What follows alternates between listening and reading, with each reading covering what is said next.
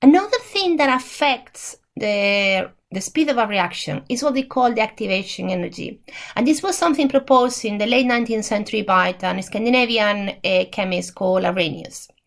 The idea that molecules must have a minimum amount of energy in order for them to start reacting. Once they get going, they will, they will continue colliding. But there's sort of initial burst of energy that they need to start reacting, for the first collisions to happen, and be efficient collisions. And it comes from the kinetic energy of the molecules that are colliding. So they move, they collide with each other, they stretch, they bend, and ultimately they break, they collide with particular angles, and ultimately they break the bonds between the reagents and they make new bonds of the products. And that minimum energy value is what we call activation energy, E sub A. And it depends on the reaction. It's reaction specific, and it depends on the chemicals, and also depends on the state of the chemicals. And this is how our energy diagram will look like. And we did these energy diagrams when we were looking at thermodynamics. So if you've got a reaction and you have some reagent that are going to make some products, and you have a certain enthalpy. And if you look at that reaction, the reagents to produce products, you can see that the reagents are higher than the products. Just by having that tells me, that is an exothermic reaction. And I know that because the energy of the reagents is above the energy of the products. It means my reagents have sufficient energy to make the products and release some additional energy in the form of heat to the surroundings. And that's where we left it when we were doing thermodynamics. And what kinetics tells us, or what Arrhenius theory tells us, is that actually you need even for an exothermic reaction in which you're going to release energy, you need an initial burst of energy for the reactants to start reacting, and that sort of initial oomph for the reaction to start happening. And then once it's happening, it goes off quite happily to make products. And he called this an activated complex of a transition state. And there are many people will have the sort of asterisk on top to signify. So if you have the reactants here, if the reactant is, let's say, A, this would be activated state, would be A with an asterisk, or 8 maybe with a hash, something like that. Something that tells you that's kind of the reactants. They haven't made the products, and the products, let's say the product is B. So this is a sort of intermediate state, a transition state. The reactants, that you need certain energy for the reactants to reach that activation state, that activated complex state, that transition state, that allows them to start colliding and start reacting. And that is that you cannot play with the enthalpy of a reaction. It is what it is, but what you can play is with that activation energy, that initial burst of energy you need for the reaction to start reacting. And that is, we will look later in later slides, what catalysts are. They don't change the reactant, they don't change the process. What they help you is with, achieving more easily that activated state, achieving slightly lower energy activated states. So this is a slightly modified version of the previous reaction.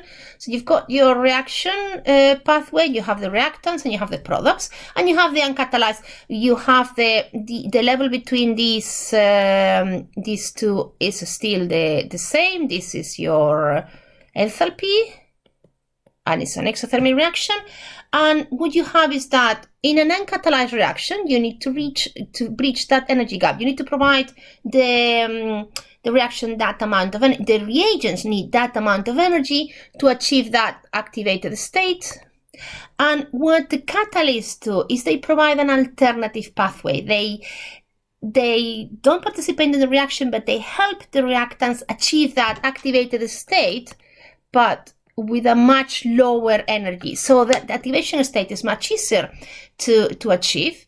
That activation energy is much lower, so the reaction can happen faster. And you can have a homogeneous catalyst, which means that it's in the same phase as the molecule's reactant. And for example, if you think of chlorofluorocarbons, and we tend to think of catalysts as a good thing because we want a reaction to be fast, but that's not necessarily the case. If, for example, chlorofluorocarbons that until they were banned, they were released in the atmosphere and they catalyzed the depletion of ozone, O3 ozone to being broken down to generate oxygen. Well, those were what we call homogeneous catalysts. They were gases and they were affecting the ozone and the other chemicals in the atmosphere that were also gases.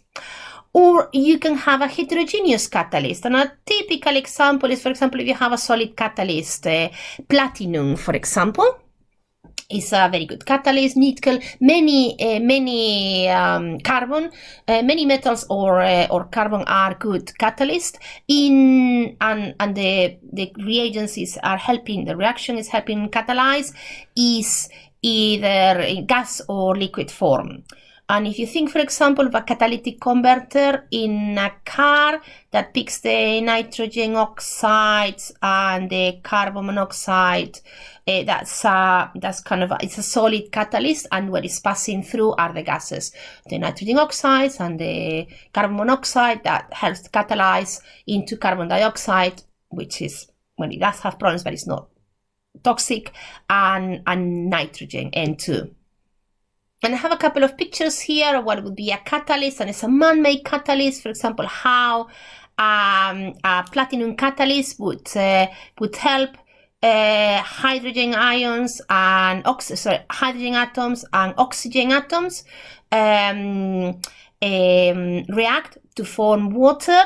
So what it's providing is you have the hydrogen atoms that are here drawn in white. You've got the red atoms, which are the molecules of the atoms of oxygen. The green thing, it would be the catalyst, and then you have, hopefully you can see then the molecules of water being formed. And what the platinum catalyst is giving all those atoms a meeting point where they can be closer to each other and establish those bonds. And a very good example of catalysis is enzymes, biological catalysts, proteins that act as a framework for the reaction to take place. So again, you've got the enzyme, and you have the substrate, the reaction, the chemicals that are going to undergo a reaction. You end up with an intermediate state in which you end up with what we call an enzyme substrate complex. The reaction takes place, the products are released, and the enzyme is free to go go and interact with another molecule of substrate.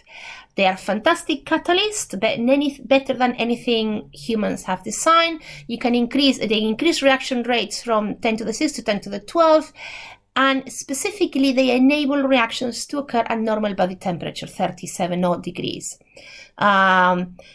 It is true that increase in temperature increases, 10 degrees, roughly double reaction rate, but it's something that bodies cannot sustain. Living organisms cannot go around randomly increasing the temperature 10, 20, 30, 40, 50 degrees. That's not feasible. So that's the enzymes are there to bridge that gap, to help as a meeting point of the substrate that they react to make products, and they are not consumed. So that again, they give